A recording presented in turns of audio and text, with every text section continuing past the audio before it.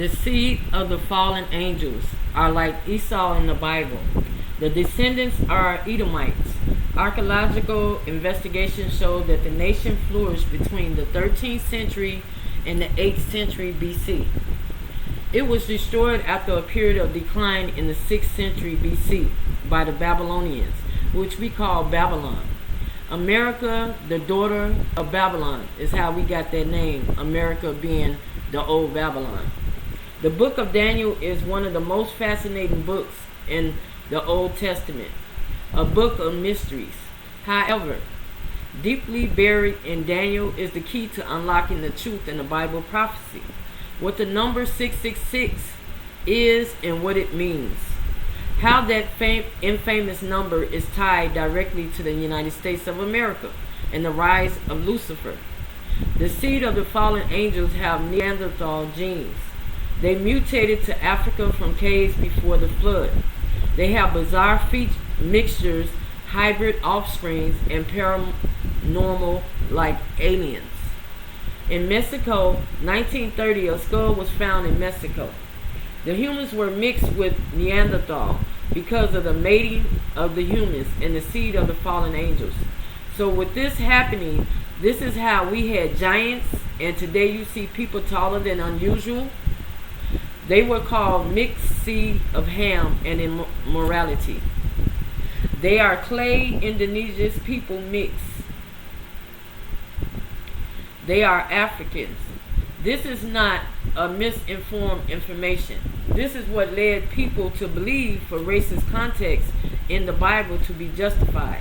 Because of the curse of one's skin color being dark and caused by Noah, this is not true. Ham's descendants were said to populate in Africa and adjoining parts of Asia. This is the whole story because of the maps being broken by the pangea in the old days, separating each country from one another. But that's a whole nother story. The Bible refers Egypt as the land of Ham, which Ham is like a part of the real humans, which are the Africans that I spoke about earlier. If that is so, how could we not be one people because of the geographic map? To convince us that we had no parts in either country would be believable to anyone if not known.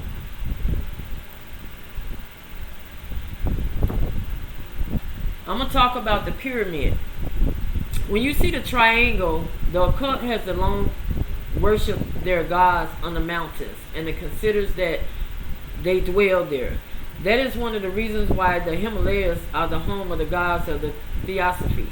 The pyramid is nothing but a substitute mountain, and at the peak of the pyramid, where the pagan gods sit in their splendor and glory, it is called the capstone. The capstone is itself a pyramid on top of a pyramid, thus a peak of a mountain.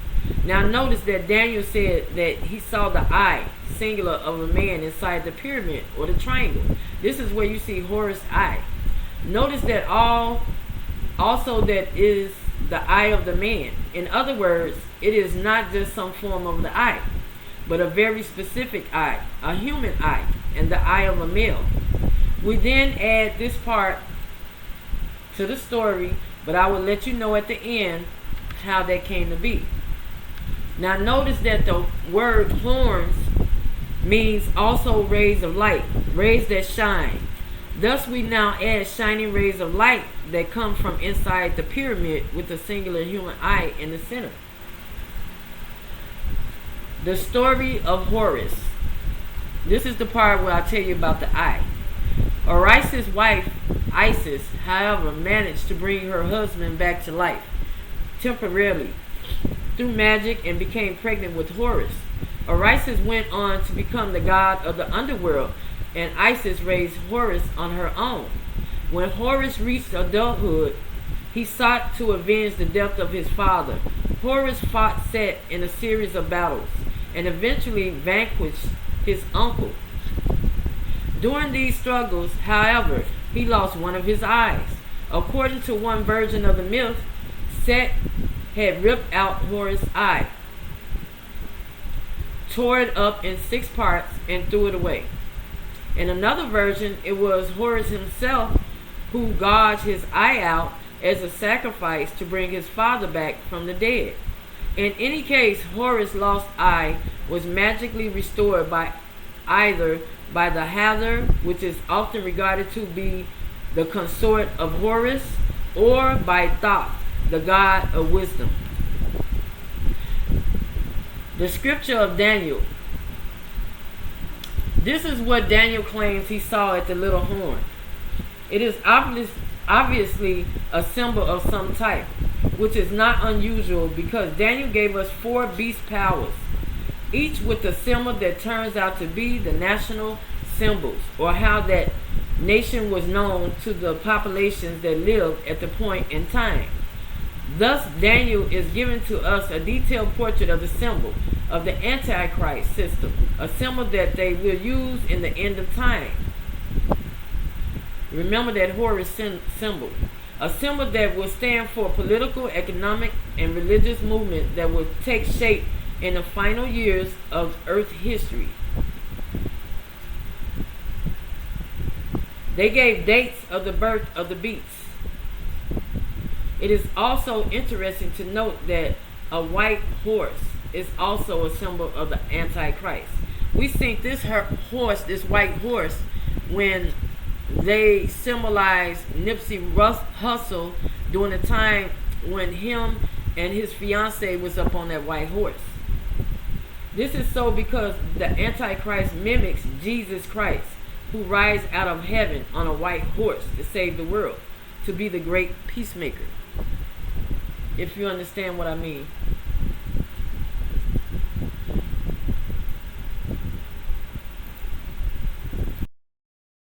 Stood before thee, and the form thereof was terrible. The image's head was of fine gold, his breast and his arms of silver, his belly and his thighs of brass, his legs of iron, his feet part of iron and part of clay. Thou sawest till that a stone was cut out without hands, which smote the image upon his feet that were of iron and clay, and brake them to pieces. Then was the iron, the clay, the brass, the silver, and the gold broken to pieces together, and became like the chaff of the summer threshing floors, and the wind carried them away, that no place was found for them. And the stone that smote the image became a great mountain, and filled the whole earth. This is the dream, and we will tell the interpretation thereof before the king. Thou, O king, art a king of kings, for the God of heaven hath given thee a kingdom, power, and strength, and glory. And wheresoever the children of men dwell, the beasts of the field and the fowls of the heaven hath he given into thine hand, and hath made thee ruler over them all. Thou art this head of gold. And after thee shall arise another kingdom inferior to thee, and another third kingdom of brass, which shall bear rule over all the earth. And the fourth kingdom shall be strong as iron, for as much as iron breaketh in pieces and subdueth all things, and as iron that breaketh all these, shall it break in pieces and bruise. And whereas thou sawest the feet and toes, part of potter's clay and part of iron, the kingdom shall be divided. But there shall be in it the strength of the iron, for as much as thou sawest the iron mixed with miry clay. And as the toes of the feet were part of iron and part of clay, so the kingdom shall be partly strong and partly broken. And whereas thou sawest iron mixed with miry clay, they shall mingle themselves with the seed of men, but they shall not cleave one to another, even as iron is not mixed with clay. And in the days of these kings shall the God of heaven set up a kingdom, which shall never be destroyed. And the kingdom shall not be left to other people, but it shall break in pieces and consume all these kingdoms, and it shall stand forever.